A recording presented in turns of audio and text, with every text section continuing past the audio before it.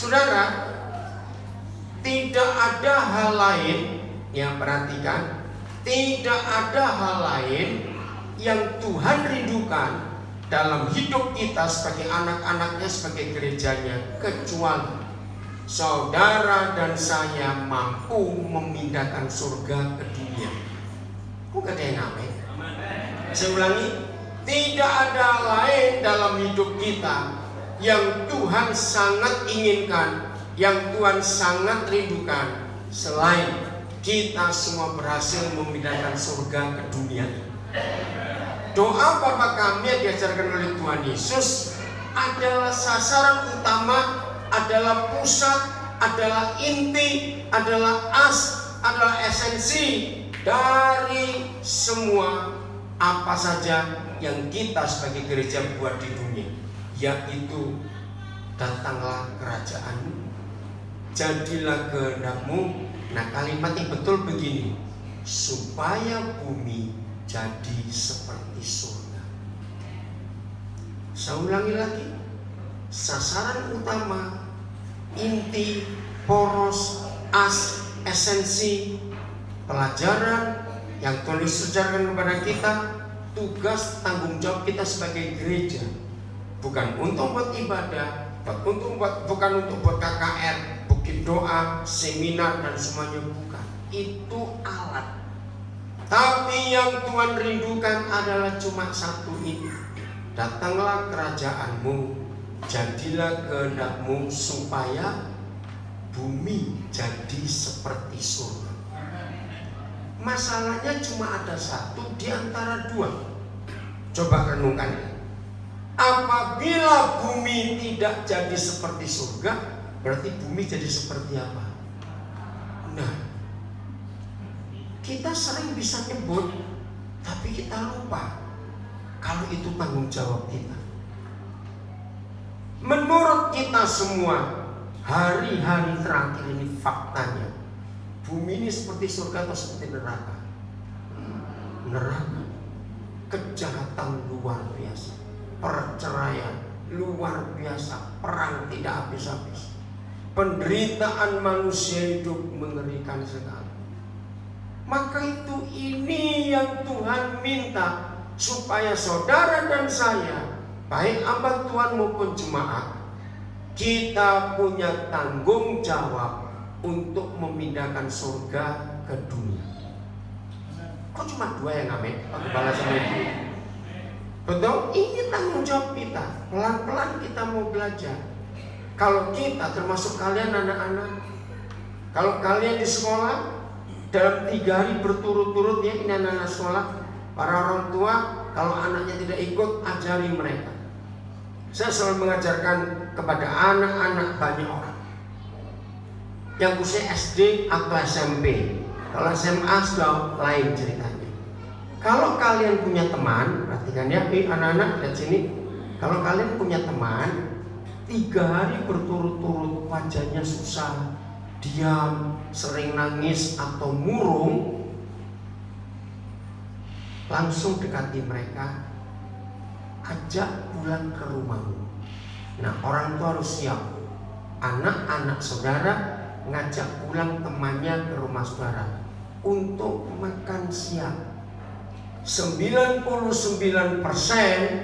penyebab anak-anak SD, anak-anak SMP murung, sedih selama 3 hari berturut-turut, 99% penyebabnya pasti orang tuanya bertengkar.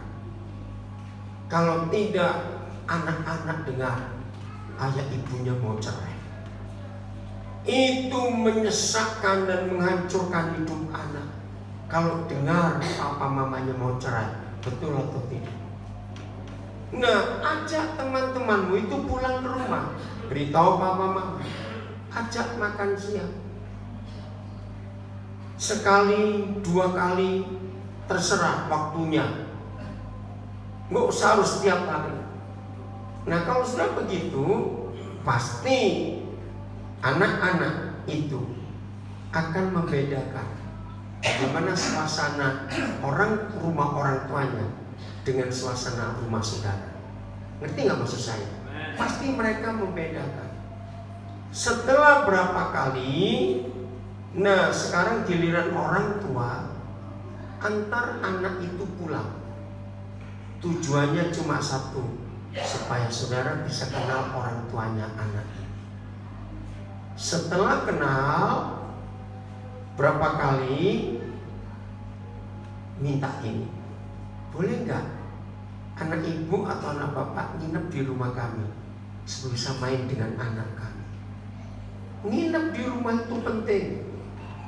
Tujuannya apa? Supaya anak-anak cerita ke orang tuanya, wih, papa mama temanku itu luar biasa loh. Mereka kalau malam doa bersama, kalau makan mereka doa bersama. Awas kalau nggak begitu di rumahmu nanti, awas.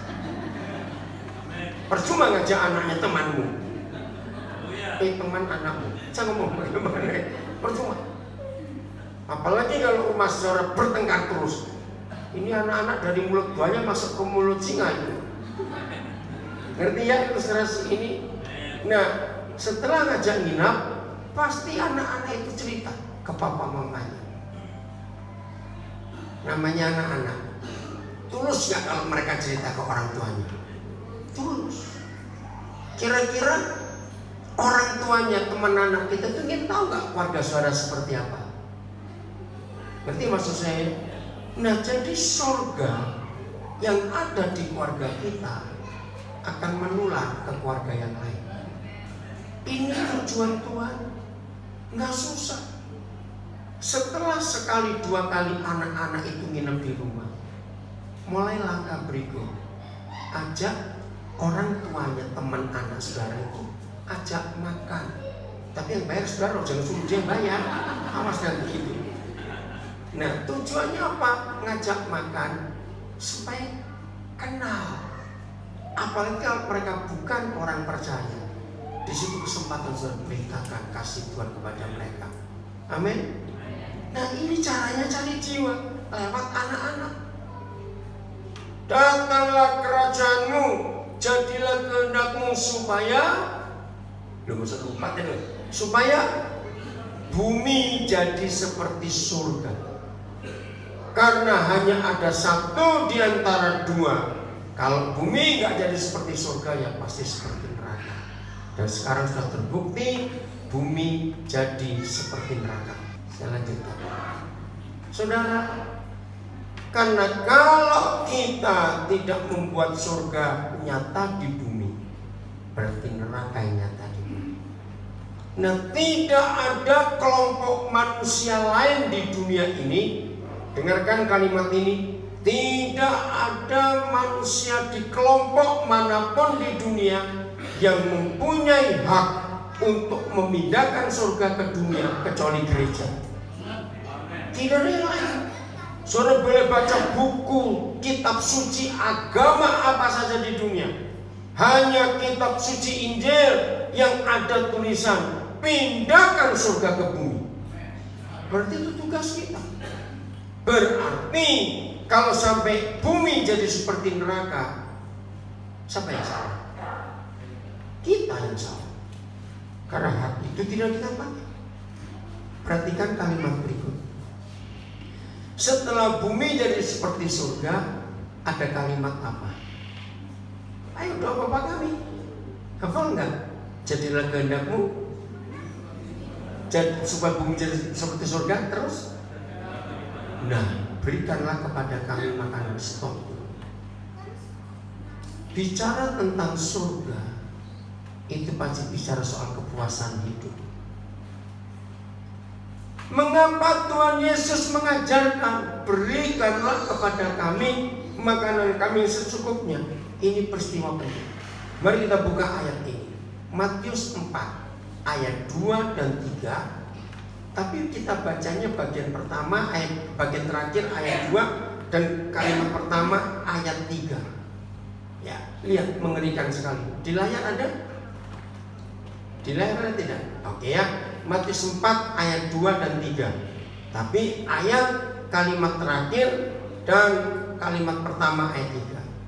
Akhirnya, ayo baca, akhirnya laparlah Yesus. Pelan-pelan.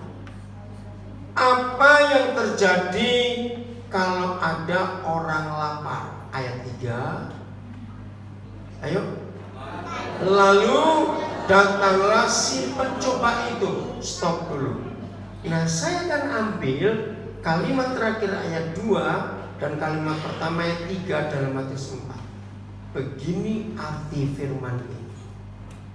Di mana ada orang lapar, pasti di situ setan bergerombol. Yang lapar Tuhan Yesus, setan berani datang untuk mencobai. Apalagi kita yang lapar, berapa banyak setannya ini. Ngerti nggak logika ini, saudara? Kita boleh tertawa, tapi ini kebenaran. Di mana ada orang lapar, pasti ada setan di situ. Ngeri sekali. Jadi untuk membuat surga nyata di bumi, supaya bumi jadi seperti surga, jangan ada orang lapar lagi di sekitar kita. Begitu ada orang lapar, setan yang datang. Saya ulangi lagi, yang lapar Tuhan Yesus. Si pencoba berani datang. Apalagi kalau manusia yang lapar, ngeri sekali. Wahyu 21.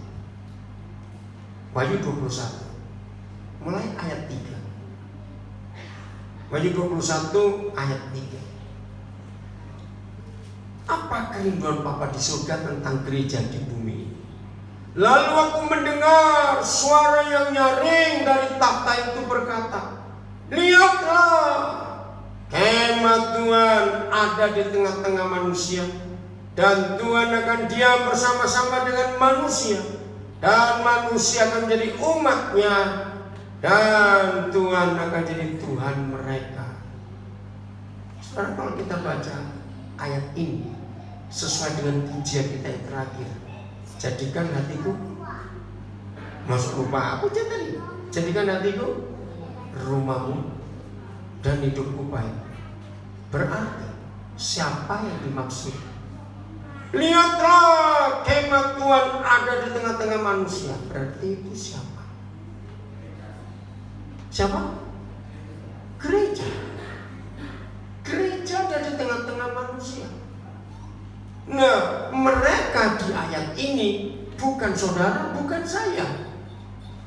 Mereka di ayat ini adalah orang-orang yang di luar kita. Saudara dan saya adalah kemah Tuhan itu. Gara-gara ada kita di dunia, maka Tuhan ngapain?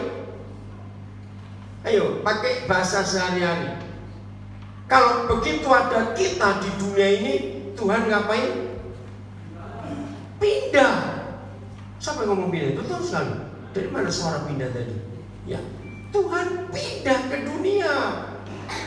Berarti buat Tuhan mana lebih ramai? Dunia atau surga? Loh, bumi atau surga buat Tuhan kalau kita baca ayat ini? Bumi.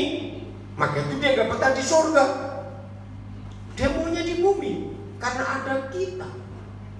Nah, kita adalah rumah Tuhan itu.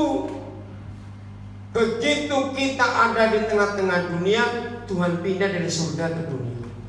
Dan ketika Tuhan turun ke dunia melalui hidup kita, baru orang-orang itu merasakan ada Tuhan di tengah-tengah mereka juga. Selama ini cuma ada satu di antara dua yang menguasai dunia dan alam semesta, Tuhan dengan iblis. Cuma ada dua kekuatan, Tuhan dengan iblis. Pelan-pelan. Nanti kita kembali ke Wahyu 21. 1 Yohanes 5:19. Tolong catat, yang ngambil Alkitab catat, ada banyak ayat yang saya mau bagikan. 1 Yohanes 5:19. Ada apa dengan dunia ini? Sepanjang hari ini berita-berita di TV, Bali sedang takut, benar? Sewaktu-waktu bisa meletus Gunung Agung itu. Dan kalau meletus lebih ngeri dari tahun 63. Tahun 63 saya masih ingat. Saya di SD sekolah. Loh, kok tiba-tiba gelap? Gelap, betul-betul gelap. Guru-guru bingung, dulu kan belum ada handphone. Ayo anak-anak, nggak boleh ribut. Jeff, ayo nggak boleh ribut, ayo. Dulu kan nggak ada handphone, jadi nggak tahu ada apa ini tiba-tiba gelap. Hanya radio yang diharapkan. Baru sore harinya kami dengar gunung agung meletus. Saya di Jawa Timur, jauh dari Bali waktu itu. Berhari-hari tidak ada matahari, debu di mana-mana. Yang saya masih ingat waktu itu ada berapa rumah yang roboh sebab abunya terlalu berat. Itu bukan sekedar debu, tapi pecahan batu kecil-kecil. Berapa rumah roboh karena nggak tahan dengan abu itu, karena nggak ada hujan. Nah, ngeri. Saudara, kenapa saya cerita gunung agung? Ayat ini memberitahukan kita siapa yang buat itu semua. Coba lihat 1 Yohanes 5:19. Kita tahu bahwa kita berasal dari Bapa di surga, tidak meragukan. Tapi masalahnya, walaupun kita berasal dari Bapa di surga, kita tinggal di mana? Tinggal di dunia. Nah, di dunia ini ada apa? Ayo, dunia ini ada apa? Lihat, di bawah kuasa siapa? Coba baca. Dan seluruh dunia berada di bawah kuasa si jahat. Nah, ini masalah. Seluruh dunia berada di bawah kuasa si jahat. Kalimat lain, dunia di tangan siapa? Di tangan iblis. Sejak kapan dunia di tangan iblis? Jawabannya, sejak Adam jatuh dalam dosa. Karena mandat diberikan kepada Adam dan Hawa, kuasai bumi, taklukkan bumi, manage bumi. Kalian jadi manajernya bumi. Tapi setan membujuk, mandat itu diambil iblis. Sampai hari ini seluruh dunia berada di bawah kuasa si jahat. Waktu Tuhan Yesus datang, Dia memberitahu gereja, ambil alih. Kok enggak amin? Ambil alih dari tangan si jahat, kembali ke tangan Tuhan, supaya bumi jadi seperti surga. Ini luar biasa tugasnya. Maka itu kejahatan di mana-mana, gempa bumi, kekeringan, banjir, badai. Lihat di Amerika bagian selatan berapa hari terakhir ini badai membunuh berapa banyak orang. Jadi bukan Tuhan yang buat bencana-bencana alam. Seluruh dunia di bawah kuasa si jahat. Ini yang merusak. Terus gimana cara kita mengambil alih? Masih ingat waktu Tuhan Yesus naik ke surga? Dia berkata, sebab kamu akan terima kuasa. Itu ketika Roh Kudus turun atas kamu. Jadi Roh Kudus yang diberikan Tuhan kepada kita itu untuk merebut dunia ini kembali dari tangan si jahat. Dan kita nggak main-main membuat itu. Lukas 12 ayat 32 untuk membuktikan bahwa betul-betul kita diberi otoritas, diberi kuasa yang nggak main-main. Lukas 12 ayat 32. Dia mau kemana? Ayo turun, tunggu mama san, ayo. Udah? Janganlah apa? Lu baca, janganlah apa? Takut. Berarti kita takut atau tidak? Takut. Maka itu perintahnya jangan takut. Mengapa jangan takut walaupun kita kawanan kecil, minoritas? Karena, ayo baca, karena apa? Bapa di surga telah atau akan telah memberikan apanya, telah berkenan memberikan kepada kita apanya, kerajaannya. Gak main-main saudara, kerajaannya diberikan. Maka itu, maaf kalau saya berkata, seandainya masih ada di antara kita, baik para pelayan Tuhan, hamba-hamba Tuhan maupun kita jemaat yang sibuk dengan berkat Tuhan, maaf saya berkata, stop. Mana lebih besar? Kerajaannya atau berkatnya? Ayo jawab, mana lebih besar? Kerajaannya atau berkatnya? Kerajaannya. Jadi kerajaannya itu jauh lebih besar daripada berkat-berkatnya. Saya harus menyampaikan kebenaran. Karena sampai hari ini masih banyak gereja atau orang Kristen yang salah konsep dengan berkat Tuhan. Yang disebut berkat Tuhan, ya saya ulangi, yang disebut berkat Tuhan adalah segala sesuatu yang tidak ada hubungannya dengan uang dan yang nggak bisa dibeli dengan uang. Kok ada yang amin? Segala sesuatu yang masih bisa didapat dengan uang itu bukan berkat Tuhan, itu hukum alam. Renungkan ini. Itu hukum alam. Kenapa saudara dengarkan? Uang dengan Tuhan itu bermusuhan. Masih ingat Matius 6:24? Apa bunyinya? Kita tidak bisa mengabdi pada dua tuan. Siapa dan siapa? Yang mamon itu apa? Uang dengan Tuhan.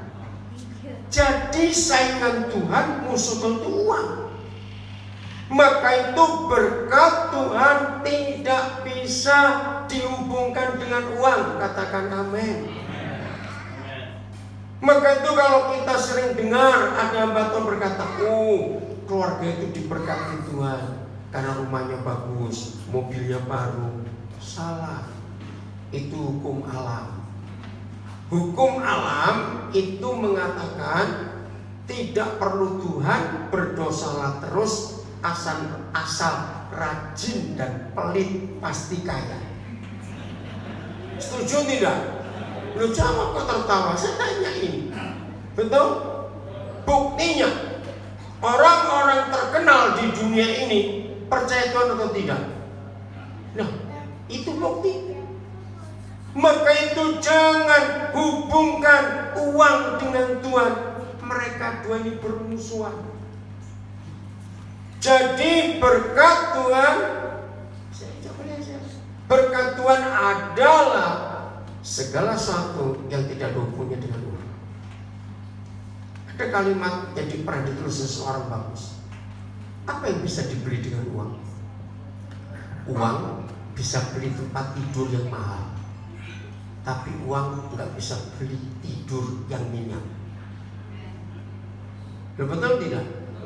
Uang bisa beli tempat tidur yang mahal, tapi uang nggak bisa beli tidur yang nyenyak.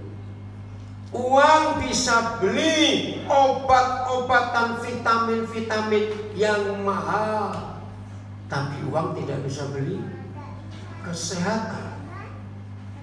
Uang bisa beli alat-alat hiburan, TV yang mahal, macam-macam, tapi uang tidak bisa beli bahagia dan sukacita. Jadi kalau orang diberkati Tuhan, jangan lihat jumlah uangnya, lihat rumahnya, lihat mobilnya. Salah, itu hukum alam. Rajin, pelit tanpa Tuhan pasti kaya. Katakan amin. Mau coba silakan. Itu tuh.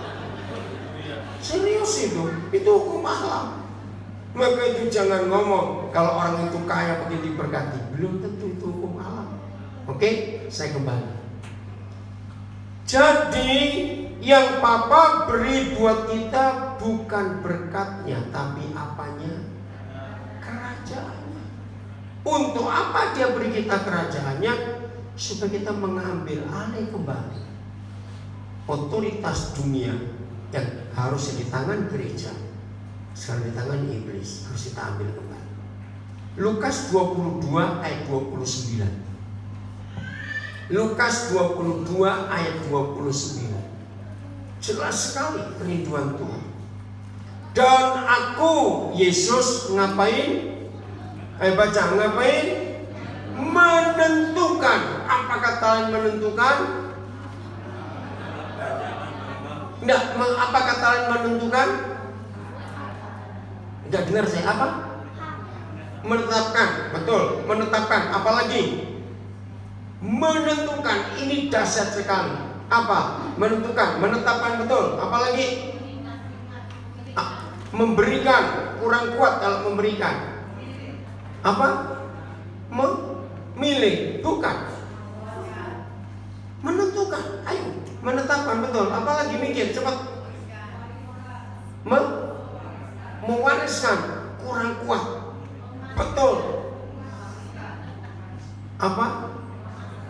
Memberikan otoritas. Menentukan, menetapkan, menyerahkan. Apanya? Baca apanya? Hak-hak kerajaan. Kerajaan siapa? Kerajaan surga. Sebesar apa? Baca ini. Bagi kamu, sebesar apa hak kerajaan itu? Baca cepat sekarang, ini ada kalimatnya. Sebesar apa hak kerajaan yang ditentukan buat kita? Sama seperti Bapakku menentukannya bagiku.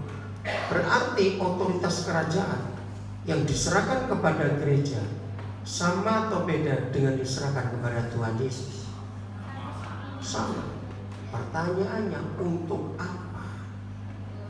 Jawabannya, untuk mengambil alih dunia dari tangan iblis. Ini yang gereja harus siap. Maka itu tugas kita, bukan cuma sekedar buat ibadah, ada pujian, ada musik, ada tamborin. Maaf, lebih daripada itu. Amin. Buat orang-orang lapar di sekitar kita jadi kenyang. Karena itu perintah. Jelas ya? Saudara sadar punya otoritas kerajaan dalam hidup kita, tangan kita. Nggak main-main. Kembali ke Wahyu 21 ayat 3. Apa yang terjadi setelah Tuhan pindah ke dunia? Karena kita ada di dunia. Ya, saya mau baca lagi Wahyu 21 ayat 3. Pulang dari ibadah ini, konsep hidup kita sebagai murid-murid Tuhan Yesus harus berubah. Lalu aku mendengar suara yang nyaring dari takhta itu berkata, lihatlah, kemah Tuhan ada di tengah-tengah manusia, dan ia akan diam bersama-sama dengan manusia. Manusia akan menjadi umatnya, dan Tuhan akan menjadi Tuhan mereka. Luar biasa. Ingat, kalau bukan Tuhan yang jadi Tuhan di dunia, berarti siapa yang nyata? Kan cuma ada dua tadi. Iblis. Sekarang iblis masih berkuasa. Maka itu kejahatan, penyakit, dan semua jenis kejahatan ada. Karena kita yang tidak menggunakan hati. Begitu gereja ada di tengah-tengah manusia, dan Tuhan jadi Tuhan manusia. Ayat 4. Maaf, ada banyak gereja yang membaca ayat 4 itu nanti setelah meninggal. Ada lagu bukan dari ayat ini? Tidak ada air mata di belakang langit biru. Ternyata salah. Ayat ini masih berlaku di dunia, bukan di surga. Begitu gereja nyata di muka bumi, dan gereja punya hak-hak kerajaan sama dengan yang Papa berikan kepada Tuhan Yesus, maka di mana ada gereja? Kesimpulan ayat 4 Wahyu 21, maka orang-orang di sekitar gereja itu tinggal tidak bisa menangis lagi, karena gereja hadir menghapus air mata mereka. Ini masih di dunia, dan inilah surga. Inilah surga. Bumi jadi seperti surga. Dahsyat sekali. Buat orang-orang tidak menangis. Saya mau bersaksi. Wahyu 21 ini saya dapat pewahyuan sejak tahun 70-an yang lalu. Waktu awal-awal saya jadi hamba Tuhan. Nah, sejak itu kalau saya pergi kemana saja merintis gereja, maka saya nggak sibuk cari lokasi, tanah, gedung, tidak. Saya akan mencari data. Apa yang menyebabkan masyarakat di daerah ini menangis? Nah, saya persingkat. Bulan April tahun 90 pertama kali saya ke Papua. Saya mendapat panggilan Tuhan ke Papua itu bulan Agustus tahun 89. Waktu saya sedang sibuk pelayanan di Amerika. Dengarkan, saya lama tinggal di Amerika. Saya lama tinggal di Jerman, di Eropa. Saya punya izin tinggal untuk tinggal di Australia. Jadi saya dulu keliling. Saya dulu jarang ada di Indonesia.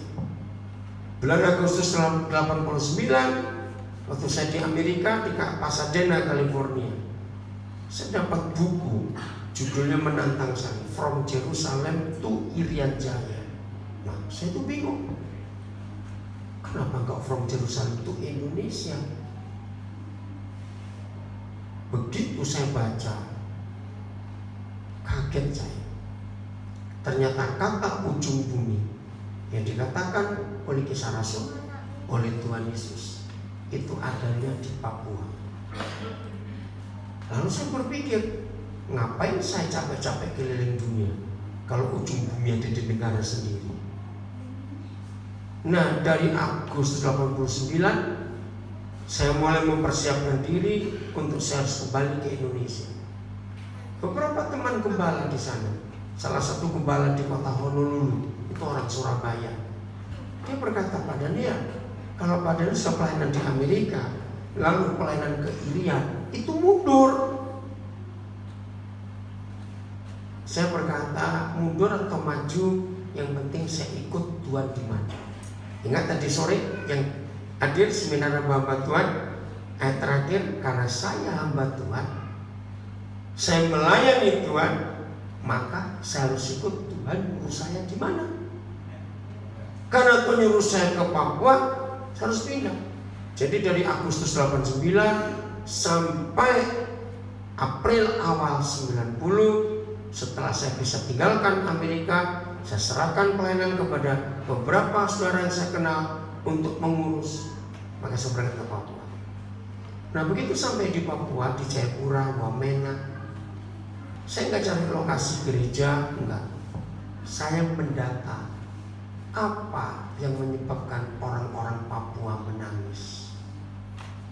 Sebagai gereja, bait Tuhan, rumah Tuhan. Terima kasih Bapak Ibu pujian tadi, pas sekali memberikan pujian itu karena tema ini. Jadikan hatiku rumahmu, supaya kemanapun aku pergi, di situ Yesus ada. 11 bulan saya hampir tidak khotbah, tidak melayani. Waktu itu Papua baru 9 kabupaten. Saya kelilingi merata semua kabupaten dari pantai sampai ke pedalaman, hanya cari data apa yang menyebabkan orang Papua ini menangis. Maka Mei tahun 91, 13 bulan jadi, data itu terkumpul. Yang menyebabkan orang Papua nangis, tanah mereka kaya. Saudara, tidak ada tanah sekaya tanah Papua di dunia, bukan cuma Indonesia, sedunia. Ingat, baru pemerintahan Presiden Jokowi, saham Freeport bisa balik ke Indonesia. Satu hari Freeport itu ngambil emas di Papua, beratnya 2 ton catat, 2000 kilo satu hari. Itu sejak tahun 74. Hutannya luar biasa. Yang di Papua nggak cuma emas, semua tambang ada, dari besi, uranium, plutonium, aluminium, tembaga, perak, semuanya ada. Tapi kenapa orangnya miskin? Betul pepatah Indonesia berkata, induk ayam mati di lumbung padi. Karena mereka tidak punya pendidikan yang mampu mengelola tanahnya sendiri. Akhirnya bulan Mei 91, saya menghapus air mata orang Papua dengan mendirikan sekolah yang terbaik buat mereka, supaya mereka bisa jadi tuan di tanahnya sendiri. Jadi bukan gedung gereja yang saya bangun, tapi gereja yang hidup yang bisa menghapus air mata mereka. Itu kehadiran kita. Maka itu kesimpulan yang paling mudah untuk melihat kebenaran begini. Pokoknya kalau ada orang mati bunuh diri, dengar ya kalimat ini, kalau ada orang mati bunuh diri, yang patut dan wajib disalahkan adalah gereja yang terdekat dengan rumah korban. Nah, setelah saudara dengar uraian saya ini, bahwa di mana ada gereja pasti orang nggak bisa menangis lagi karena kehadiran gereja menghapus air mata mereka. Mengapa saya simpulkan kalau ada orang mati bunuh diri, yang patut dan wajib disalahkan adalah gereja yang paling dekat dengan rumah korban? Kenapa? Siapa bisa jawab? Berarti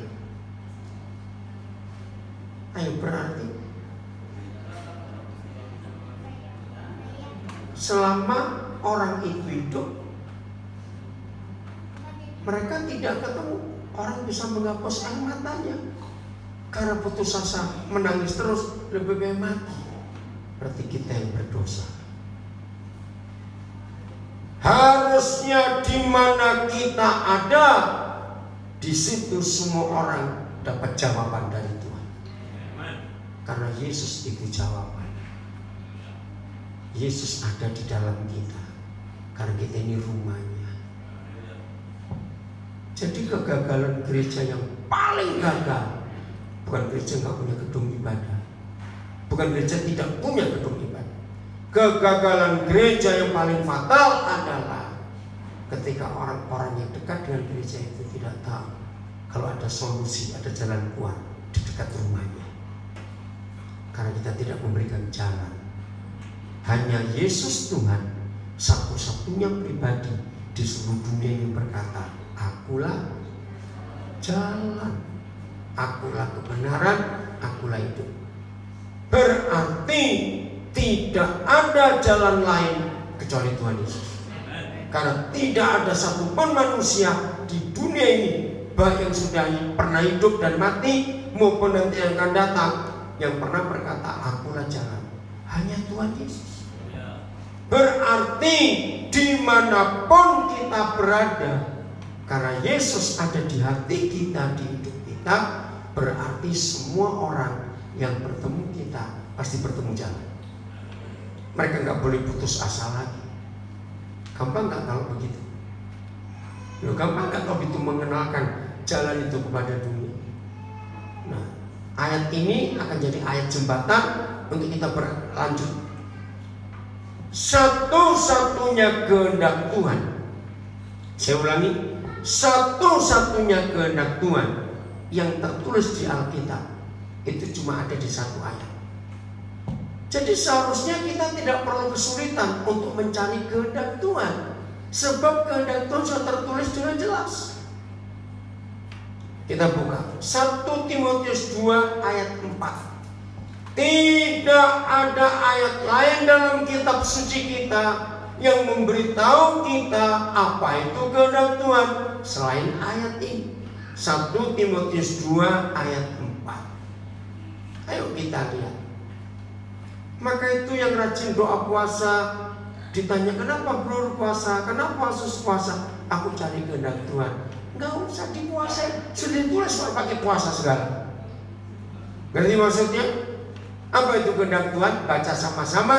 1, 2, 3. Yang menghendaki supaya semua orang diapakan? Diselamatkan dan memperoleh pengenalan akan kebenaran. Siapa kebenaran itu? Yesus. Jadi kehendak Tuhan itu cuma satu, bukan 2, bukan 5, satu. Apa yang dia kehendaki? Anak-anak, ayo apa yang dia kehendaki? Supaya, ayo saya bilang, supaya semua orang diselamatkan bukan dikristenkan. Tolong perhatikan ini. Diselamatkan. Beda dengan dikristenkan. Bukan, diselamatkan untuk mengenal kebenaran, yaitu Tuhan Yesus. Ini kehendak Tuhan. Saya punya teman di Bali. Dia cara mengenalkan Yesus pada banyak orang sederhana sekali. Kalau saudara mau cari nomor teleponnya, minta saya nanti. Namanya Yongki. Dia itu cacat. Dia nggak punya tangan kanan. Waktu dia umur 17 tahun kecelakaan, dia bukan dari Kristen. Dia kerja di perusahaan pemotongan kulit. Waktu jam istirahat ada temannya iseng, dia lagi sandaran ke mesin, dipencet mesinnya, tangannya masuk kepotong. Umur 17 tahun. 3 kali dia bunuh diri karena dia pikir nggak bisa hidup. Nggak punya tangan kanan. Akhirnya Tuhan selamatkan. Luar biasa Tuhan ubah hidupnya lewat pelayanan saya. Omnya kenal saya, dia bilang tolong ponakan saya ini hancur hidupnya. Saya temui, wah Tuhan ubahkan. Dia jadi anak saya. Nah dia khotbah nggak bisa, doa juga tidak. Dia itu seni orangnya, bisa melukis segala macam paten. Waktu tangannya masih utuh, nggak bisa melukis. Setelah tangan tinggal satu tangan kiri, malah dia jadi jago lukis. Lukisannya sampai ke luar negeri dipasang orang. Nah pendidikannya sederhana. Waktu dia baru punya motor, Tuhan berkati dia mobil. Nah begitu dia punya mobil sampai hari ini, cara dia mengenalkan Yesus kebenaran pada banyak orang. Di mobilnya tidak pernah tidak, minimal ada 3 atau 5 botol bensin yang botol tanggung Aqua yang 600 cc. Saya pertama lihat, kenapa ada botol bensin begini banyak? Dia bilang, saya pergi kemana saja, apalagi kalau malam.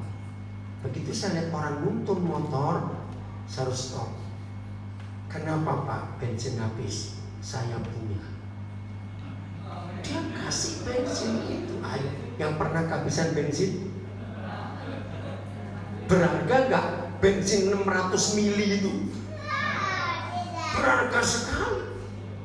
Saudara, dalam kesaksiannya tidak ada orang yang tertolong dengan bensin yang Pak Yogi bawa tanpa dia tahu siapa Yesus. Sebab Pak Yogi cerita, saya murid Yesus. Dulu belum ada handphone, susah, dia harus kunjungi, minta alamatnya. Sekarang ada handphone gampang. Jadi hampir tidak ada orang yang ditolong dengan diberi bensin itu yang gak kontak lagi.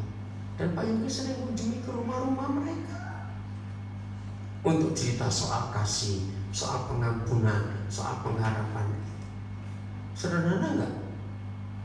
Ya sederhana gak, cuma sama bensin begitu kok. Gak susah.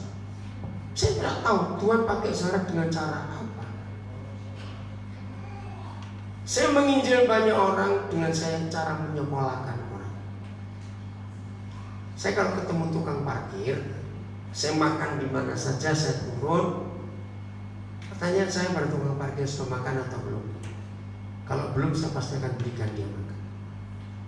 Kalau saya di kota-kota yang ada becak, saya pakai becak saja. Makan tukang becaknya itu, ayo makan dulu. Saya suruh bungkus, mau perlu berapa? Nah sambil makan saya cerita soal kehidupan, soal pengampunan itu. Gak ada orang yang menolak. Kalau saya ketemu tukang parkir, apalagi masih muda-muda, saya bilang begini, mau sampai kapan? Kamu cuma prit kiri, mundur prit. Mau sampai kapan? Kira-kira kalau saudara tukang parkir ditanya begitu, merasa apa? Merasa apa? Malang. Termotivasi, senang, rasa diperhatikan. Banyak saya menyemolakan tukang parkir. Saya beri dia kursus mobil, montir, atau komputer, atau bahasa Inggris. Ayo belajar sesuatu. Kamu gak boleh begitu. Nah, di situ saya kontak dengan mereka. Di kota-kota besar, di airport, kalau saya pergi, kan namanya manusia pasti pengen kencing. Nah, kalau saya di WC, pas agak sepi, saya punya waktu cukup, Cleanernya yang jaga, saya ajak ngomong, mau sampai kapan kamu nungguin orang kencing? Ayo, kalau saudara jadi mereka rasa tersentak enggak? Iya ya, mau sampai kapan? Nah situ saya ngomong, saudara, sebelum handphone semurah sekarang, ya, saya dulu kemana-mana bawa handphone. Dulu masih zaman Nokia 310 dan 315. Itu sebulan minimal saya bagi 10 sampai 15 handphone. Dan saya kasih nomornya, SIM cardnya di dalam. Kenapa? Saya naik taksi, saya naik angkot, saya ketemu orang di mana saja. Ketika saya mau cerita soal kebenaran ini, saya kasih handphone, karena waktu itu orang nggak bisa beli. Kalau sekarang, saya minta saya nggak kasih, bisa beli sendiri. Maaf. Bayangkan 10 sampai 15 handphone setiap bulan saya pasti beli. Dan saya tahu. Maka itu sampai hari ini, maaf saya cuma cerita. Mungkin saya satu-satunya hamba Tuhan yang sekelas saya di Indonesia ini. Saya nggak pengen punya mobil pribadi. Sampai hari ini saya tidak punya mobil pribadi. Kenapa? Saya sampai kapanpun akan tetap naik angkot, supaya saya bisa bersaksi kepada banyak orang. Kalau jam saya kosong, nggak ada apa-apa, saya cuma keliling aja muter. Nah di dalam angkot itu saya lihat pasti banyak orang susah. Saya bayar, kok saya bayar. Wih, terima kasihnya luar biasa. Nah kalau agak jauh saya ngomong, boleh saya mampir ke rumah, saya mau cerita-cerita soal kehidupan. Nggak ada yang nolak, nggak bisa dibayari kok. Masa nolak? Loh, itu tidak luar biasa. Tukang sayur. Suatu kali saya punya langganan tukang sayur. Nah salah satu saya suka dengan tukang sayur tempe. Aduh enak sekali dia. Kalau jual tempe beda dengan tukang sayur yang lain. Suatu hari setelah 4 hari saya sadar, kok di rumah ini nggak masak tempe itu? Dia bilang setelah 4 hari nggak jual. Oh berarti sakit. Nah karena kami sudah kenal, maka saya suruh salah seorang anak saya, coba cek sakit apa dia. Karena nggak jauh dengan tempat kami, ternyata betul dia sakit. Saya datang, saya naik taksi, rumahnya masuk 3, jangan lagi taksi, motor aja nggak bisa masuk. Jadi bilang, Pak tunggu, karena saya langsung bilang saya akan bawa ke dokter. Baik, begitu saya masuk, dia kaget. Duh, kenapa Bapak kesini? Saya ngomong, saya rindu tempemu. Dia lagi rebahan, terus dia tunjuk kaki kanannya. Ini lho Pak, bengkak. Wih, saya bilang, ini infeksi, kenapa kamu? Gak tahu. Berapa lalu tiba-tiba sakit seperti yang anggap biasa. Ayo ke dokter. Mendengar kata dokter, dia langsung duduk bangun. Uang dari mana? Aku yang bayar. Saya bilang, bagaimana kamu punya uang? Sudah 4 hari gak kerja. Terus saya bilang, Bu, istri saya panggil, tolong siapkan bajunya. Saya keluar. Saya panggil tukang taksi. Untuk apa? Untuk saya bawa. Karena dia gak bisa jalan. Kami berdua sampai si tukang sayur sudah selesai, kami bawa kiri kanan, saya di kanan, tukang sopir di kiri. Dengan bincang-bincang, saya bawa ke dokter teman saya, langsung bedah kecil. Ternyata sudah infeksi dalam sekali. Kasih obat antibiotik, saya tebuskan obatnya. Saya bilang, tidak boleh putus makan obat ini. Kalau habis dan belum sembuh, anakmu suruh ke rumah. Nanti saya bawa kamu ke dokter lagi. Saya cuma memberi itu saja. Berapa minggu kemudian saya lupa. Sore-sore dia datang bersama istrinya, bersama 3 anaknya. Kaget saya. Yang bertamu, oke. Terus istri ngomong gini, karena suaminya masih nangis. Selama dia hidup, dia tuh gak punya bapak dari kecil. Gak ada orang pernah perhatian dia. Nah waktu dia sakit dan bapak datang beri perhatian, buat dia itu hal besar sekali. Sambil masih nangis, dengar kalimat ini. Pak, si tukang sayur berkata, hari ini saya bersama istri anak-anak saya menyerahkan diri. Saya mau ikut Tuhannya Bapak saja. Oh ya. Nah, dekat rumah saya ada gereja Bethel Tabernakel. Saya kenal baik gembala. Langsung sore itu saya hantar. Namanya Pak Tekno. Nah, Pak Tekno kenal, saya sering kasih jiwa untuk melayani. Wah, senang sekali dibimbing. Saya lupa karena saya sendiri. Berapa bulan kemudian Pak Tekno telepon, Pak Mesya Koden, tanggal sekian bulan depan datang. Ada apa? Tukang sayurmu dibaptis. Oh iya, luar biasa. Dan mereka minta saya jadi saksi. Nggak nyangka, cuma begitu saja. Kebenaran itu dicari semua. Satu kali saya cerita, saya pelayanan di kota Tegal, Jawa Tengah. Pulang, selesai ibadah, saya nginep di salah satu majelis mereka. Itu perusahaan kecap di Tegal. Tinggal di daerah perumahan.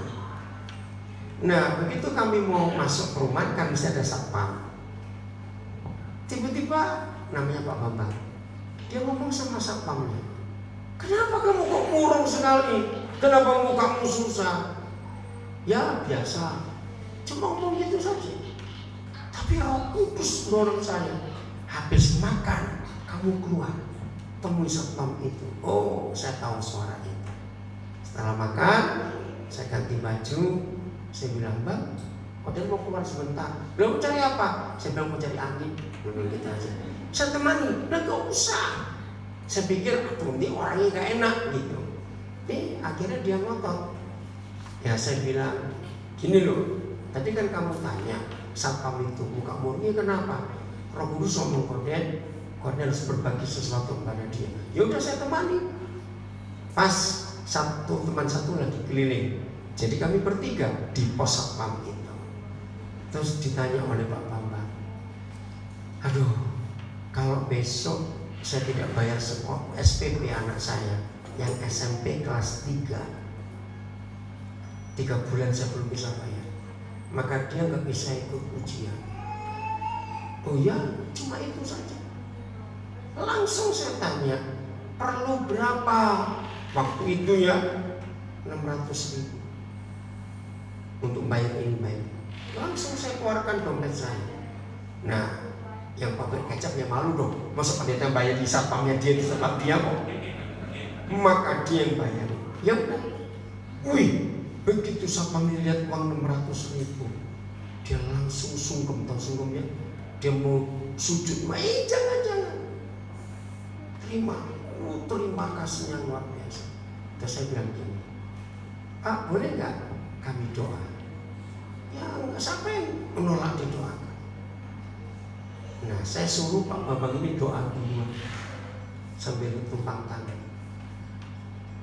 Agak lama kok nggak ada suara. Saya ngelirik, ternyata Pak Bambangnya nangis. Oh yaudah saya diam dulu. Saya nggak tahu dia nangis kenapa, saya tidak tahu. Terus saya kan di pundak, terus tangannya saya korek gitu, berdoa. Baru dia keluar katanya, masih nangis. Akhirnya saya doakan. Udah. Waktu menuju pulang, kami jalan kaki arah dekat. Loh, kok Pak Bambang ini diam saja? Kok nggak ada suara? Ya udah, saya juga nggak mau mulai ngomong. Begitu dekat rumahnya, kalimat ini yang muncul. Ternyata bersaksi itu mudah. Iya, sulit buat yang pelit. Saya bilang begitu. Amin. Sulit buat yang pelit. Sebab memperkenalkan kebenaran itu harus ada pengorbanan dari hidup kita. Tidak bisa. Berapa waktu kemudian Pak Bambang telepon saya bilang, "Koden masih ingat satpam?" "Oh iya, 2 hari lalu sekeluarga dibaptis di gereja saya." Gak ada yang sulit, berbagi. Tidak bicara agama, gak bicara Tuhan, bicara kebenaran. Ya di dalamnya ada pengampunan, ada pengharapan, ada kasih. Semua orang membutuhkan. Ini yang Tuhan cari. Siap? Loh, membuat bumi jadi seperti surga? Ya ini caranya. Nggak pakai yang muluk-muluk, tidak. Salah satu cara saya bersaksi tentang Injil Yesus itu gampang. Kemana saja saya pergi, saya itu selalu cari orang yang wajahnya lecek, tau kata wajah lecek, susah sekali. Itu paling cepat saya Injil. Saya dekati apa yang saya bisa bantu. Serius kan? Jadi sampai hari ini itu cara saya menangkap jiwa. Kemana saja saya kelihatan wajah susah. Berapa kali saya antri tiket, ya, mau check in, ada keributan. Ya biasanya layan gitu ya, telat, gak bisa ini. Saudara, saya itu paling gak tahan kok lihat ada orang nangis, gak bisa berangkat karena salah ini salah itu.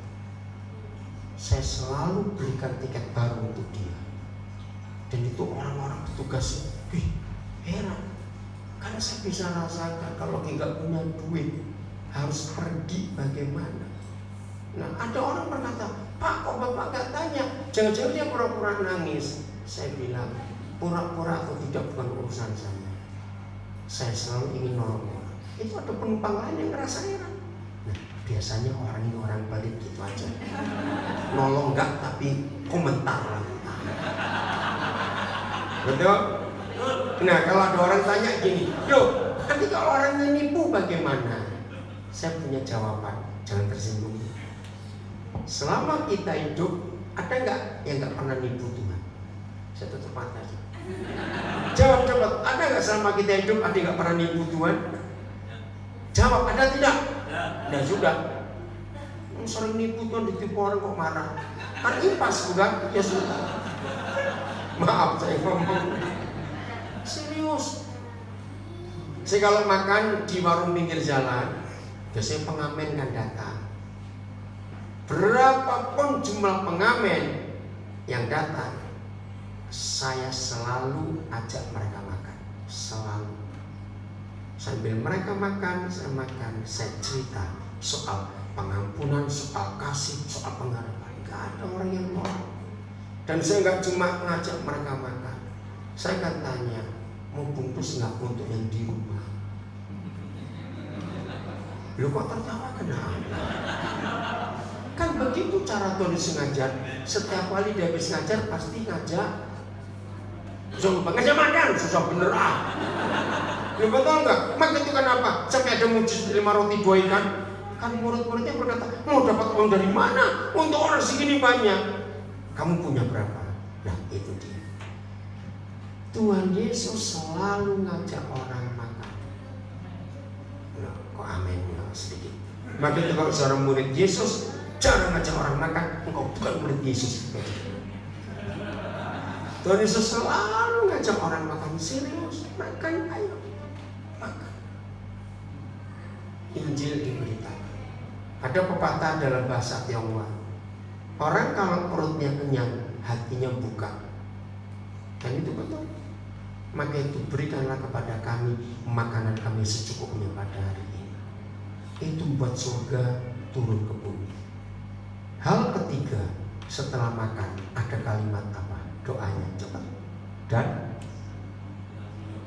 pasti doa Bapa kami itu loh. Setelah berikanlah kepada kami makan kami secukupnya terus. Nah, ampunilah kesalahan kami seperti kami mengampuni orang bersalah pada kami. Saudara, dunia ini hancur seperti ini karena tidak ada pengampunan.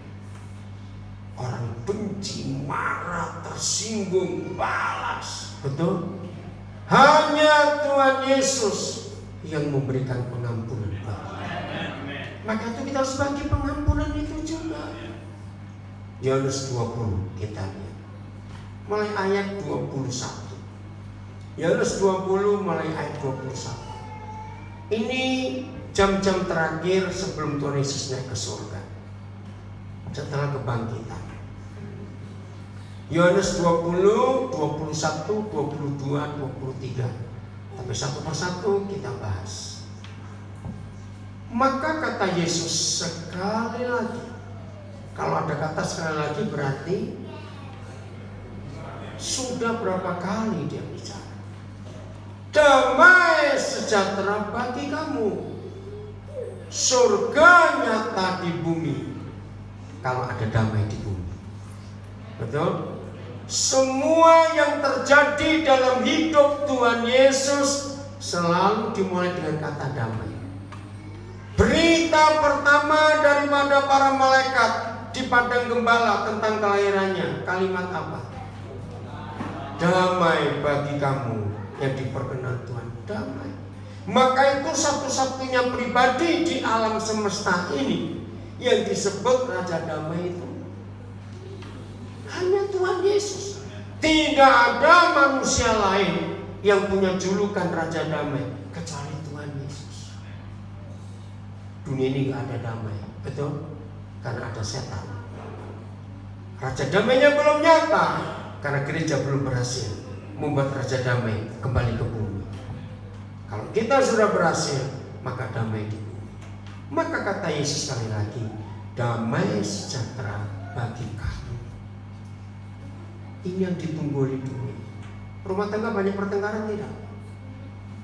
Di rumah tangga banyak pertengkaran tidak? Sangat banyak. Di masyarakat tetangga banyak pertengkaran tidak? Sangat. Tidak ada pilkada di Indonesia yang gak pakai ribut. Mudah-mudahan Lahat gak ribut pilkada tahun depan. Tadi sepanjang perjalanan dari Lubuk Linggau ke Lahat, poster-poster calon bupati banyak betul. Mengapa tidak ada keribut? Kenapa tidak ada damai saudara ribut? Karena Raja Damainya belum datang. Sama seperti Bapa mengutus aku, demikian juga sekarang siapa? Yesus ngapain? Mengutus kita. Mengutus untuk menyatakan damai sejahtera. Susah sekali sini. Amin. Oke, saya putus dulu sebelum 2 ayat terakhir ini kita bahas sebagai ayat terakhir. Saya potong dulu. Hanya ada 1 ayat di Alkitab, tidak 2, tidak 3, 1 ayat yang memberitahu kita mengapa kita disebut anak-anak Bapa di surga. Bukan karena kita sudah dibaptis, bukan karena kita rajin baca Alkitab, bukan karena kita berdoa sekian jam sehari. Bukan. Satu-satunya ayat yang memberitahu kita mengapa kita disebut anak-anak Tuhan. Kita buka Matius 5 ayat 9. Tidak ada ayat lain, saudara. Maka itu setan sangat tahu ayat ini. Dan begitu setan tahu ayat ini, maka dengan begitu mudah setan menggugurkan status kita sebagai anak Bapa di surga. Ayo baca sama-sama. 1, 2, 3. Berbahagialah orang yang membawa damai, karena mereka akan disebut. Tidak ada ayat lain. Mengapa, kapan, bagaimana, kok bisa saudara dan saya disebut anak-anak Bapa di surga? Hanya satu, kalau kita membawa damai. Apa kata lain membawa damai? Ayo, masa susah sekali membawa damai? Membawa sukacita, bawa perdamaian, gak punya musuh. Yang hadir tadi sore, masih ingat hamba bantuan kita belajar seminar? Iblis tahu satu-satunya hal yang paling penting dalam hidup kita adalah kehadiran Tuhan. Betul, masih ingat? Dan kehadiran Tuhan di hidup kita ditentukan oleh apa? Perdamaian kita dengan berapa orang? Semua orang. Ternyata untuk membuat status anak Tuhan gugur di hidup kita, iblis tidak pernah melarang kita ke gereja. Iblis tidak pernah melarang kita baca Alkitab. Iblis tidak pernah melarang kita berdoa. Iblis tidak pernah melarang kita melayani. Tidak. Karena berdoa, pelayanan ke gereja, baca Alkitab tidak mengganggu status kita sebagai anak-anak Tuhan. Tetapi status kita sebagai anak-anak Tuhan gugur ketika kita tidak berdamai dengan semua orang. Mungkin ada yang berkata, yang tidak datang dari siang yang berat malam ini. Dengar ya. Jangan ada yang ngomong ini, Pak Pendeta, saya ini nggak pernah punya musuh, cuma malas ketemu. Sama. Nggak punya musuh tapi malas ketemu. Banyak nggak orang seperti itu? Awas. Jalan di pasar, wih ada dia, terus belok. Awas. Berarti kita bukan anak-anak Tuhan. Kaget ya baca ayat ini. Nah sampai di keterangan ini, berarti ada nggak pendeta yang bukan anak Tuhan? Karena tidak berdamai. Awas. Berarti ada nggak murid Yesus yang bukan anak Tuhan? Ada, karena masih punya musuh. Maka itu adik-adik, ngapain kalian? Jangan main. Dengar, ayo kalian semua adik-adik ya, semua. Siapa yang masih punya koleksi musuh? Loh, ada tidak orang punya koleksi musuh? Jawab cepat, ada tidak? Salah. Banyak? Oh ada, enak saja. Satu saja musuh kita sudah cukup membuat status kita sebagai anak Tuhan gugur. Jangan main-main. Jadi iblis selalu mengganggu kita dengan rasa, dengan tidak mengampuni. Jadi setelah makan, berikanlah kepada kami, lanjutkan, dan ampunilah. Artinya bawa damai, kemana-mana bawa damai, ada perdamaian. Kembali ke Yohanes 20, 21 lagi sebentar. Wah ini luar biasa firman ini. Nah, Yohanes 20 ayat 21 saya ulangi lagi supaya kita makin mantap hari ini. Amin. Pulang dari ibadah ini jangan tidur dulu semua. Bongkar almari hatimu. Amin. Masih sisa berapa musuh yang dikoleksi? Maaf. Bongkar lemari hati. Ayo.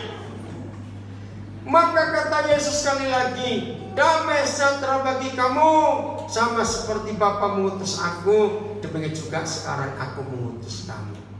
Amin. Jadi diutus sebagai apa? Pembawa damai. Karena damai sejahtera bagi kamu. Itu yang kita bagikan. Janji ya, nggak boleh punya musuh. Awas. Saya ulangi dikit yang tadi sore. Jujur ya semuanya, yang nggak hadir khususnya dari saya. Menurut saudara, mana yang lebih gampang dihafalkan dan disimpan? Firman Tuhan atau firman mama mertua? Jawab cepat. Firman mana yang lebih gampang dihafal? Jangan noleh, ada mertuaku di sini. Awas yang ngomong gitu enggak. Mengapa firman mama mertua langsung nyantol? Tapi kalau firman Tuhan baru minggu yang lalu sudah lupa sekarang. Ya khotbah apa yang minggu lalu ya? Betul? Karena firman mama mertua suka direnungkan. Maka itu hafal terus. Loh kan begitu. Kenapa firman mama mertua gampang dihafal? Karena diingat terus kata-katanya. Oh aku ingat dulu, aku ingat baik itu. Ya ingat terus karena diingat-ingat. Kalau firman Tuhan nggak pernah direnungkan, itu masalah. Contoh lain, kenapa firman tetangga lebih gampang dihafal daripada firman Tuhan? Ayo tetangga kita pernah ngomong yang nyelekit, apa kata nyelekitnya? Ingat terus nggak kita? Ingat terus nggak? Ingat, karena direnungkan. Aku ingat dia ngomong, aku ingat dia ngomong. Ya, maka itu ingat terus. Jadi renungkan firman. Ayat 22. Yohanes 20. Apa selanjutnya kata Tuhan? Dan sesudah berkata demikian, ia mengembusi mereka. Ingat, hanya ada 2 kali di Alkitab Tuhan mengembusikan rohnya. Satu Kejadian 2 ayat 7, dan yang kedua Yohanes 20 ayat 22. Dan sesudah berkata demikian, ia mengembusi mereka dan berkata, ayo berkata apa? Terimalah Roh Kudus. Ingat, tanda pembuka kata terimalah, titik. Nah ayat 23 itu sambung, bukan terputus. Apa yang terjadi dengan gereja yang diberi Roh Kudus oleh Tuhan Yesus? Lihat ayat 23. Ini yang kita lupa. Jikalau, ayo kamu teruskan, mengampuni dosa orang, maka dosanya diampuni. Dan jikalau kamu menyatakan dosa orang, tetap ada, dosa tetap ada. Titik, baru tanda penutup kata. Jadi ini satu paket. Walaupun ayatnya 22 dan 23. Begini maksud Tuhan Yesus, saudara. Untuk membuat bumi jadi seperti surga, cuma satu yang dibutuhkan, damai. Amin. Untuk mendapatkan damai, hanya satu yang dibutuhkan, ampun. Maka itu saya sampaikan ini. Harta terpenting dalam rumah tangga kita bukan deposito, bukan saldo, bukan emas, bukan surat tanah, bukan. Catat, harta terpenting dalam rumah tangga kita yang ditulis di Efesus pasal 5 adalah mengampuni. Rumah tangga suami istri tidak boleh kehabisan pengampunan. Kita bisa kehabisan uang, bisa kehabisan gula, bisa kehabisan beras. Pernah nggak alami itu? Wajar. Tapi pengampunan tidak boleh habis. Coba saya ingin yang sudah menikah jawab yang kencang, yang keras. Yang belum menikah buka kuping, supaya belajar dari yang sudah menikah. Begini ya, dengerin. Ternyata di dunia ini tidak ada dua orang yang begitu sering saling menjengkelkan kecuali suami istri. Jawab ya atau tidak, Pak? Lu ya atau tidak? Coba jawab. Nah, yang belum menikah pusing kuping. Menikah itu sulit, pestanya gampang, nggak punya uang bisa ngutang. Tapi untuk menjaga rumah tangga, aduh itu sulit. Ternyata yang dicuri oleh iblis dari damai itu bukan di negara, bukan di pemerintah, tapi di keluarga. Ingat Yohanes berkata, Yohanes 10, pencuri datang hanya untuk mencuri dan membunuh dan dengan hal yang pertama dicuri iblis dari rumah tangga kita adalah damai. Itu diambil. Iblis sangat tahu begitu tidak ada damai, berarti rumah tangga kita itu neraka. Ternyata semua manusia di dunia sama. Mau bangsa apa saja, kalau tanya keluarga, bagaimana keluargamu? Itu cuma dua. Keluarga seperti surga atau seperti neraka? Wah, adik-adik saya bisa jawab ini anak-anak. Mana ada orang tanya keluargamu kayak pasar atau bukan? Gak ada. Saudara, ini yang iblis buat. Ternyata untuk membuat keluarga kita seperti neraka gampang sekali. Damai dicuri, pengampunan diambil, neraka jadi. Karena tidak ada dua orang di dunia yang begitu sering saling menjengkelkan kecuali kita berdua suami istri. Maka itu harta pernikahan yang paling penting tadi adalah mengampuni. Berapa kali kita ngampuni? Iya, 70 kali 7 kali. Bukan 70 kali 7. Oh, luar biasa kalau semua pernikahan kaya dengan pengampunan. Tidak ada perceraian, tidak ada pertengkaran, selalu ngampuni, ngampuni, ngampuni. Amin. Maka itu begini. Tidak, semua kita pasti tidak suka disalahi dan disalahkan oleh orang lain. Betul atau tidak? Perhatikan kalimat ini. Tidak suka disalahi atau disalahkan. Suka tidak? Tidak. Nah, suami istri itu paling sering nyalain dan nyalakan. Ngaku ya atau tidak? termasuk kami hamba-hamba Tuhan. Gak usah pura-pura. Karena kita masih manusia. Maka itu dengar ya, Alkitab itu mengajarkan begini, menikah itu gak akan bisa ketemu yang cocok, gak akan. Saya kumpulkan semua ayat-ayat pernikahan di kitab suci, ternyata begini kesimpulannya. Kalau ada ingin menikah dapat yang cocok, menikahlah dengan mayat cacat itu. Itu baru cocok. Baik, saya sampai kaget. Masa Tuhan? Betul? Betul tidak, saudara? Maka itu kenapa Tuhan berkata, aku yang Betul Israel benci perceraian. Dia bukan cuma gak suka, benci perceraian. Sebab bercerai bukan jalan keluar untuk masalah pernikahan kita, tapi mengampuni itulah jalan keluarnya. Selalu mengampuni, selalu mengampuni. Maka itu begini suami istri. Walaupun kita gak suka disalahi dan disalahkan, tapi begitu pasangan kita bersalah, sebelum kita menuntut pasangan kita untuk tidak bersalah, berani gak menuntut diri sendiri untuk tidak bisa bersalah? Saya tanya ini.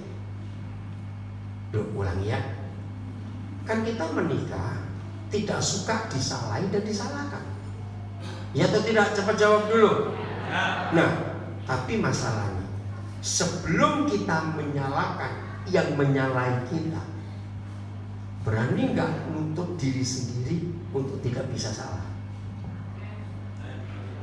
Bukan amin, berani atau tidak saya tanya. Berani nggak diri saudara, diri saya menuntut tidak bisa salah? Nah, ini masalahnya. Kalau kita sadar sesadar-sadarnya bahwa kita pun nggak bisa dituntut untuk tidak bisa salah, begitu yang di samping kita bersalah, harusnya kita tertawa keras-keras. Ternyata kita dua sama. Loh betul tidak? Ternyata sama. Ayo makan yuk, makan selesai. Amin. Ya udah, awas pulang ribut-ribut lagi, nggak ada damai. Amin, awas ini. Ini perkara serius. Nah dengar, saya punya dua kata, saya minta saudara milih. Serius. Orang yang sadar bahwa dia tidak mungkin menuntut dirinya nggak bisa salah, tetapi dia nuntut yang di sampingnya untuk tidak boleh salah, orang ini patut disebut kejam atau biadab. Loh cepat jawab, saya tanya serius. Ngerti ya? Ngerti pertanyaannya? Kalau diri kita semua ini sadar bahwa kita tidak mungkin menuntut diri sendiri untuk tidak bisa bersalah, maka kita layak disebut kejam atau biadab kalau menuntut yang di samping ini tidak boleh salah. Ayo, biadab atau kejam? Coba milih salah satu konsultasi. Biadab, betul. Biadab. Kira-kira di ruangan ini banyak orang biadab. Awas ya, awas ya. Nah saya cari dalam kamus bahasa Indonesia, ternyata ini definisi biadab. Maka bajingan tingkat tinggi. Itu biadab. Maka itu kalau dalam rumah tangga melimpah pengampunan, nggak ada orang biadab. Amin, tidak ada orang biadab. Yang ada adalah damai. Aku mengampuni, aku mengampuni. Jadi menurut Yohanes 20:23, bukan cuma Bapa di surga dan Tuhan Yesus yang bisa mengampuni dosa orang, tetapi siapa yang bisa mengampuni dosa orang? Gereja yang terima Roh Kudus. Jadi kemana saja kita pergi, ampuni. Walaupun kita gak kenal orang itu, ampuni. Karena ini perintah. Setelah Yesus Yesus mengembusi mereka dan dia berkata, terimalah Roh Kudus. Begitu Roh Kudus diterima, dia berkata, jikalau kita gereja mengampuni dosa orang, dosa diampuni. Saya kembali tanya, tiba-tiba ganjal. Semua perintah yang dari Tuhan Yesus adalah mengampuni orang-orang berdosa. Kan itu Tuhan kita. Tapi di ayat ini mengampuni dosa orang, ternyata beda. Kalau orang berdosa itu urusannya dengan kita, maka itu hukumnya. Suruh ngapakan orang yang membenci kita? Suruh ngeracun? Suruh apain? Berkati. Orang yang menganiaya kita suruh apain? Doakan. Nah, itu orang-orang berdosa. Tapi ini dosa orang. Saya lihat beberapa terjemahan itu beda. Ternyata orang-orang yang bersalah kepada kita itu harus dan wajib kita ampuni. Tapi kalau ada orang berbuat dosa dan tidak ada urusan dengan kita, lalu ketemu kita dan kita tahu itu orang berdosa, maka kita harus menyatakan pengampunan pada orang itu. Saya cari di Alkitab, dasarnya apa? Bukankah satu-satunya perbuatan Tuhan Yesus yang selalu jadi masalah buat imam-imam, ahli Taurat, orang Farisi? Bukan dia sembuhkan orang buta, buat orang lumpuh jalan, orang tuli dengar. Yang membuat orang-orang Farisi, imam-imam, ahli Taurat marah dan berkata, penistaan kamu, ketika Tuhan Yesus mengampuni dosa orang. Masih ingat nggak? Dan itu diteruskan kepada kita. Terimalah Roh Kudus. Otoritas pertama dari Roh Kudus bukan menyembuhkan orang sakit. Otoritas yang bekerja pertama kali dari Roh Kudus dalam gereja kita, dalam hidup kita, bukan membuat orang buta melihat, tapi mengampuni dosa orang. Dan lihat kalimat kedua, ngeri. Dan teruskan, jikalau kamu menyatakan dosa orang tetap ada, berarti dosanya tetap ada. Apa kesimpulannya? Berarti di dunia ini banyak dosa, ternyata bukan karena setan, karena kita yang punya otoritas mengampuni tidak menggunakan pengampunan, tapi malah kita berbuat dasar kamu begitu, dasar kamu begitu. Jadi dosa orang tetap ada, bukan setan yang buat, karena kita tidak mau mengampuni. Masih ingat awal tadi kita bicara, kalau dunia jadi seperti neraka, yang salah siapa? Lu nggak usah lupa. Kita, kenapa kita disalahkan? Karena gereja ini adalah satu-satunya kelompok manusia di dunia yang punya hak untuk memindahkan surga ke bumi. Ternyata di bagian terakhir ini begini. Kalau banyak dosa di sekitar kita, ternyata bukan karena setan, karena kita tidak mau mengampuni.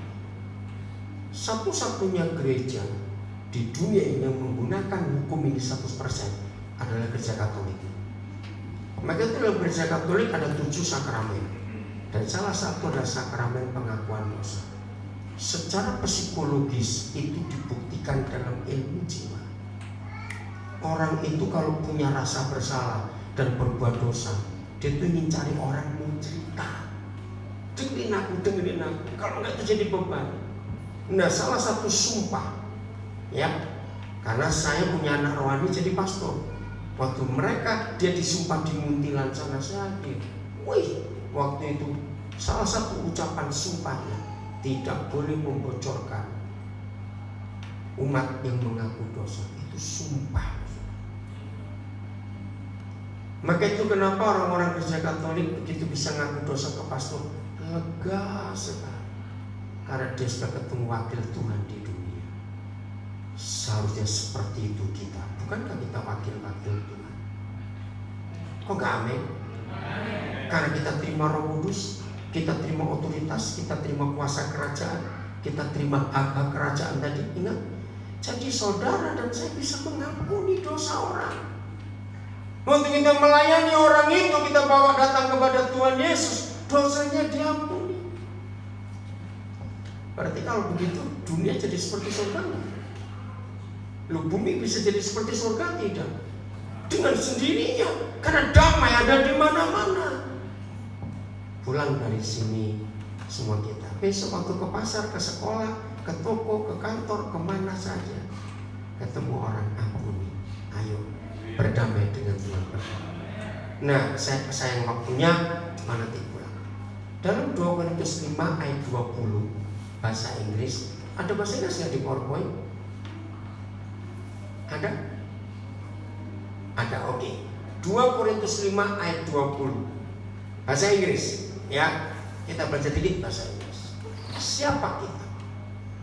Nah, di dunia ini hanya ada satu jabatan yang bisa mengampuni dosa orang. Jabatan itu duta besar. Maka itu di halaman rumah duta besar ada istilah kekebalan diplomatik. Pernah dengar istilah itu? Jadi kalau ada penjahat, misalnya di Lahat ada kedutaan besar atau konsulat jenderal negara apa, nggak ada. Kalau nggak ada nggak apa-apa. Ya. Begitu ada penjahat di Lahat, bisa dikejar oleh polisi, dia perampok atau pembunuh sekalipun. Begitu dia bisa masuk ke halaman duta besar, aman nggak untuk sementara orang ini? Nah, hukumnya di sini. Itu yang bisa mengampuni dosa orang. Duta besar. Ada bahasa Inggris? Kalau nggak ada nggak apa-apa. Nggak, saya cuma tanya, jawab ada atau tidak, gitu aja. Halo? Tidak ada, ya udah. Saudara yang punya kita bahasa Inggris. We are Christ ambassadors. Kita ini duta besarnya Kristus. Masih ingat di perjanjian lama, Musa pernah diperintah Tuhan, Musa pilihkan 6 kota perlindungan. Sehingga kalau ada penjahat yang lari dan bisa masuk ke kota itu, nggak boleh dihukum dulu, dilindungi dulu. Jadi literatur tertua yang memberitakan bahwa duta besar bisa punya pengampunan itu Alkitab. Maka itu harusnya kita yang melaksanakan itu, karena kita duta besar kerajaan surga di dunia. Indah bukan kalau dunia jadi seperti surga? Lewat siapa? Lewat kita. Mau jadi pelaku firman, anak-anak, kalau temanmu, gurumu nyalakan kamu, jelekan kamu, mau ngampuni mereka. Nah, apalagi yang gak urusan dengan kita. Wih, ini kuasa yang luar biasa. Mau berdamai di rumah? Loh, awas. Betul? Jangan jadi orang biadab lagi. Saling mengampuni. Jadi kalau yang di samping kita salah, kita ngapain? Bukan tertawa, mengampuni. Sungguh lupa tadi itu. Kenapa kalau yang satu salah kita tertawa? Jawabannya, oh sama. Ya sudah. Luar biasa keluarga seperti itu. Tuhan memberkati kita semuanya. Selamat menjadi pelaku firman Tuhan, supaya bumi segera jadi seperti surga. Beri makan dan ampuni. Itu surga di dunia, benar-benar. Haleluya. Sampai ketemu besok. Tuhan memberkati kita. Mari kita menghampiri Tuhan. Ayo pemusik menunggu pujian. Carikan Pak pujian apa sambil kita merenung. Jujur ya, yang punya koleksi musuh, ayo jujur. Lo kayak dia beritahu Pak. Ayo, kalau yang kebongkar punya koleksi musuh ngapain? Jangan haleluya, ngapain saya tanya? Ya matiin.